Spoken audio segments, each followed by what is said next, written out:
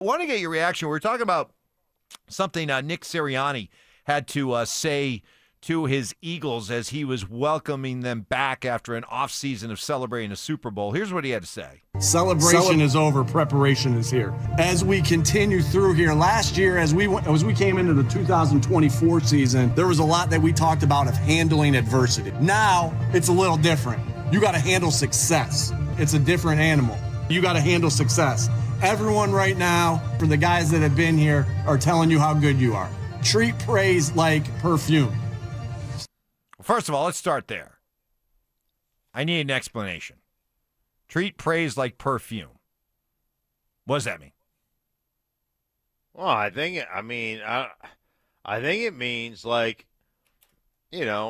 perfume just masks the stink, right? All perfume does is make you smell good, but it really doesn't change any. Like you can put perfume over trash, I suppose, but you still got to do the work, right? Yeah, like you can squirt. It's like lipstick on a pig, Mike. You can squirt, perfume all over yourself, but if you look like garbage, you're still not. You're still going to look like garbage. You know what I'm saying? Ty, do you have more from Sirianni? On. All right, here we go. Yeah. Treat praise like perfume. Sniff it.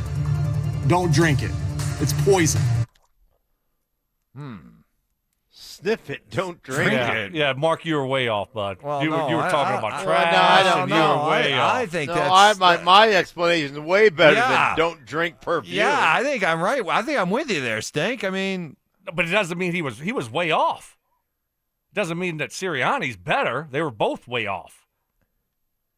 I don't know. I mean, I like Nick Sirianni. I thought he'd come a long way since, we're going to, practice, systems, rock, paper, scissors, but he's right back to being that guy. Come on, if you were a player sitting in that room and he said, praise is like perfume. You can smell it, just don't drink it. Stoke, you'd be sitting back there going, what? Yeah, I'd be like, yeah, what? What? Don't drink it. And then anything else he said after that would be meaningless. I'd be very confused. Mm-hmm.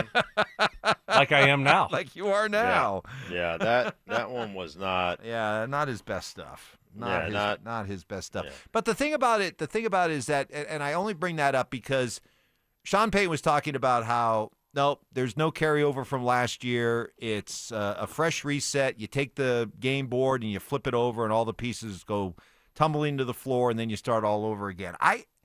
There's got to be something about what the Broncos did last year that as a coach, as a coaching staff, you want to keep in place. You want to continue to harp on. You want to continue to build upon and not be a complete do-over. What are those things? Because there's got to be some sense of continuity, doesn't it? There's got to be some sense of building something, right?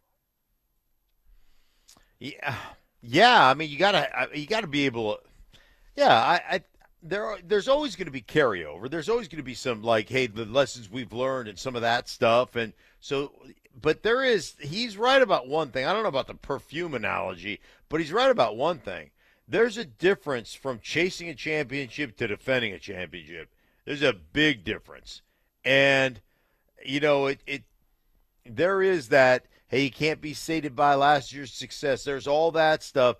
But there is that target that is painted on you where everybody, like you get everybody's best shot, their best game plan, their best effort, their best everything. So there is a big difference there. Yeah, I think, you always want to start over because what you did the year before isn't going to help you win, and it doesn't matter who you beat last year.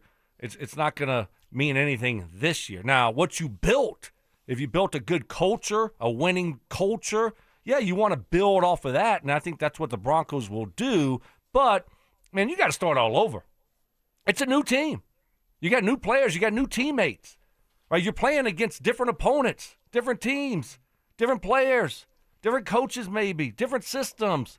So, but you're building something. Well, yes, you want to build off of that, but your win-loss record, that doesn't matter. Just because you won 10 games last year, guys, hey, that doesn't mean you're going to win 11, 12 this year. It's not the way it works. You got to kind of start all over, reset but you still want to build off of that culture, that winning culture, and what you're building with your teammates. Right. But again, you got to kind of start over. But when you win like the Eagles did, you do have to guard against complacency. Once you've learned how to win, you've got to make sure these guys don't take that for granted. But when you're a team like the Broncos that have been down for so long, I would think that you really want to hold on to the success that you built last year and use that as a jumping off point. And say, hey, and not be afraid to reference last year. I just think that I hope the Broncos get to a point where they have to guard against being complacent.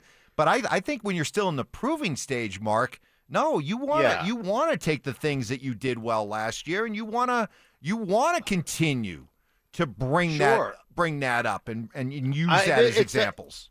Yeah, I think we're splitting hairs to some degree because you can't rest on what you did last year. And like to Brandon's point, man, it just doesn't naturally like, hey, we won 10, we're just winning 11. Like you still have to do the work, and you still have to prepare, and you still have to adjust to the way people adjust to you. But there are the building blocks, right? There are the things. Stoke mentioned culture, but there's also the building blocks of what we're good at. And and part of that is living and dying with your fastball. I know what we're good at, so let's lean into what we're good at, and let's build off of what we're good at. We're still going to add. We're still going to we'll subtract some things we didn't do well last year. We'll add some things that we'd like to add that enhance what we're good at. So it's a fine line. You still have to use what you did last year and build off of what you did last year, mitigate the mistakes, and try to enhance the good things that you did. But you can't just expect to roll out, a training camp and think that you're a 10-win team without putting in the work. You can't do that. Yeah, no, I think you always want to build on the positives, right, as much as possible. But I think from a coach's point of view, what these coaches are saying, you just have to be careful that, do you think there's any risk of the Broncos showing up to camp here in a few weeks feeling like they've arrived? Yeah. You do? Some people, yeah. Some guys, some young guys. Really? And maybe there was their first year last year. All of a sudden, hey, we won 10 games. You start looking at the TV. You got Dan Orlovsky saying, hey, they're going to be better than the Steelers, and they're going to be really, really good this year. Oh, yes. This happens all the time.